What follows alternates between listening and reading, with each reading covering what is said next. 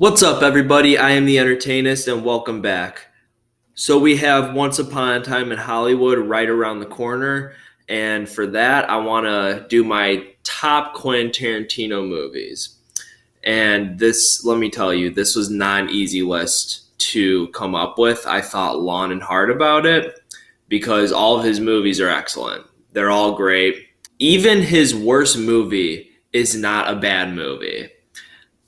So this was not an easy list to come up with, and I know a lot of opinions are going to vary.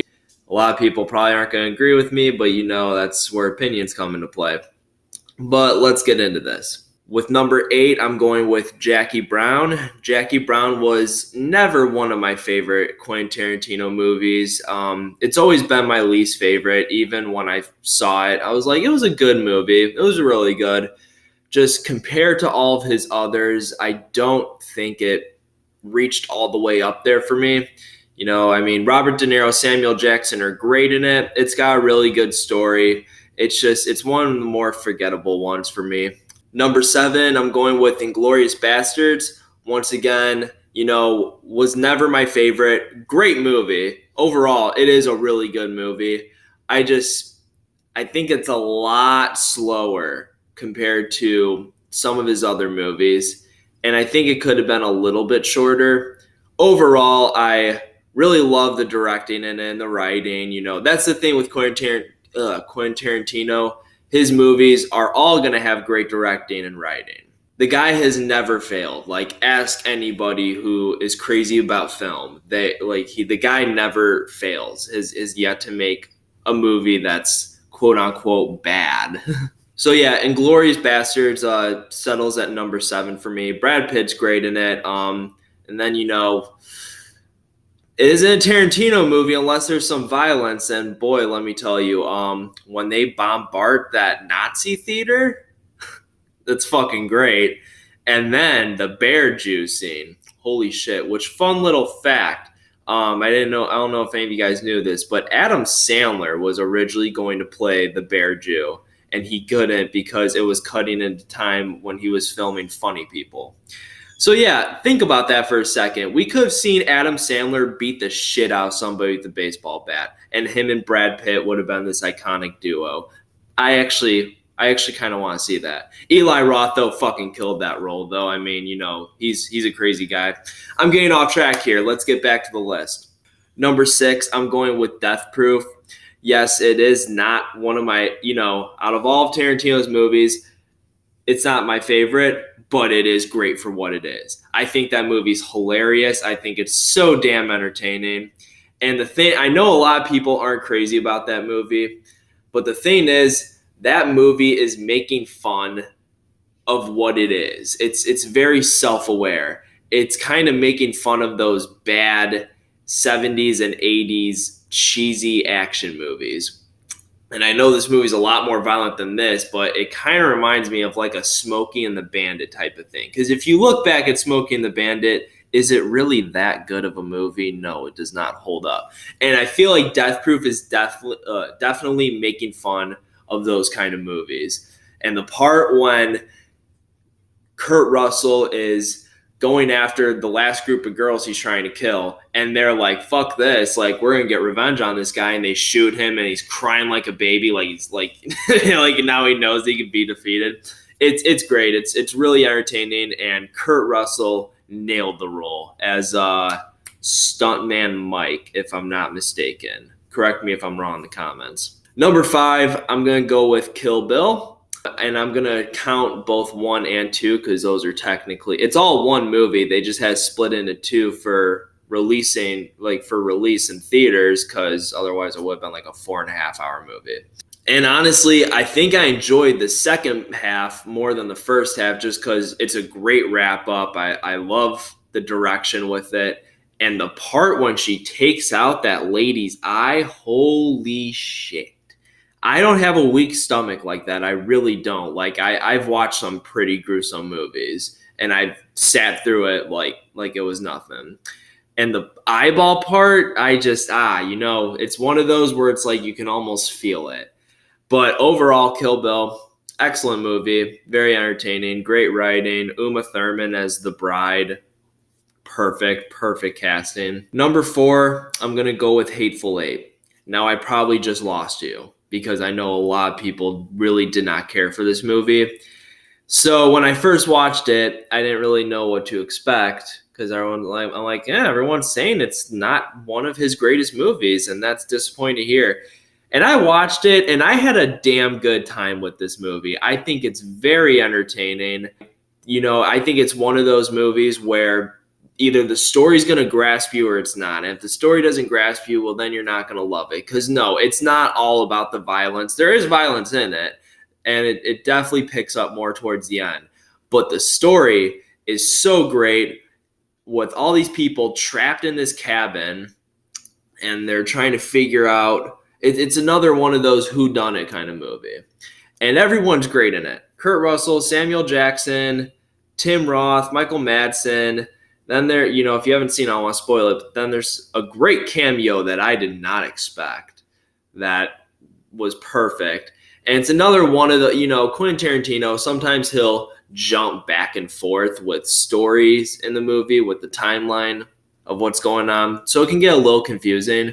But overall, it's hilarious. It keeps you on the edge of your seat. It's got a great, rise, climax, downfall, ending. It's a really good movie, and it is like either 3 hours long or maybe 3.5.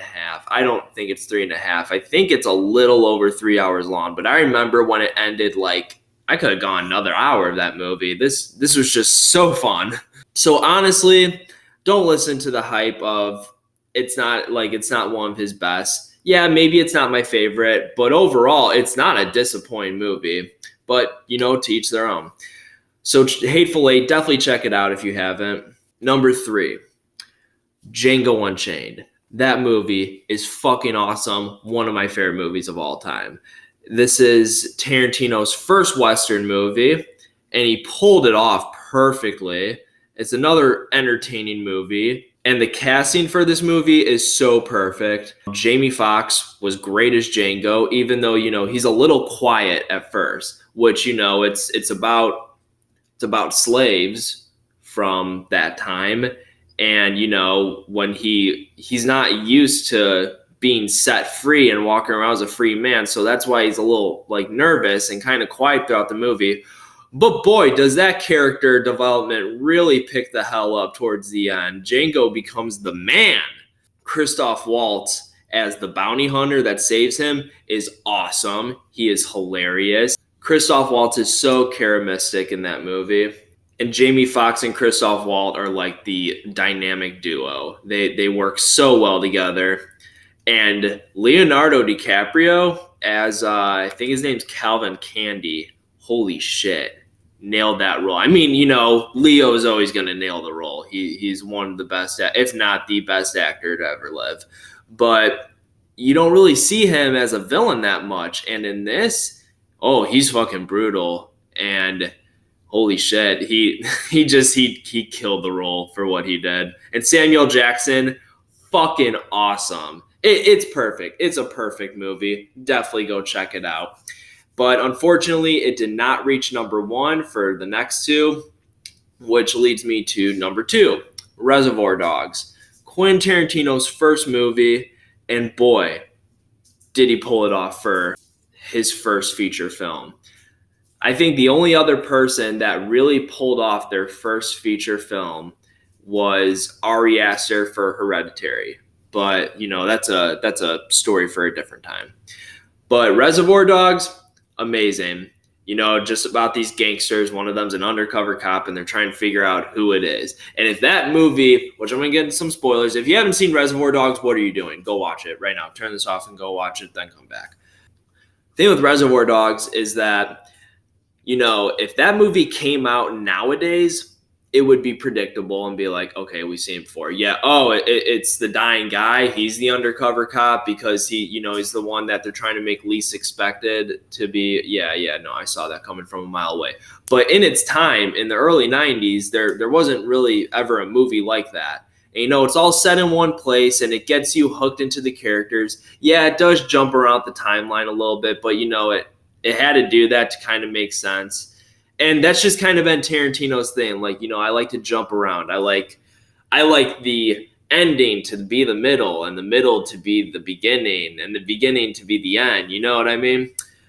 But you're either gonna catch on to it or you're not. I think he does a pretty good job with reeling it in and getting you to understand what the order of events are towards the end when everything just starts to come together.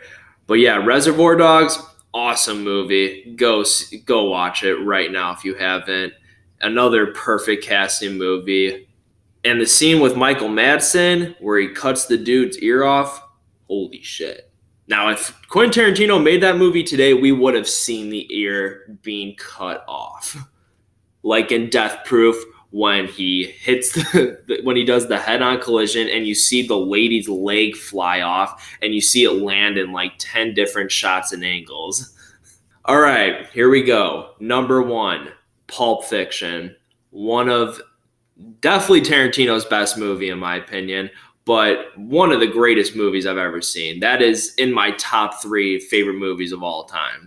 It's just a great story that, it's about many different things that all come together. And this is a movie where if you have not seen it, I'm not even going to spoil what happens in that movie because you need to watch it. It is unlike anything you've ever seen. It is so original, and the casting's awesome in it. John Travolta and Samuel Jackson are literally like that is. With some of Tarantino's movies, you got some dynamic duos like Jamie Foxx and Christoph Waltz and Robert De Niro and Samuel Jackson and Jackie Brown. But in Pulp Fiction, John Travolta and Samuel Jackson are the dynamic duo. They are one of the greatest duos in any movie. And Uma Thurman's perfect in it. Bruce Willis is awesome in it. It's a perfect movie. That's all that needs to be said about it. Flawless. In my opinion, flawless movie.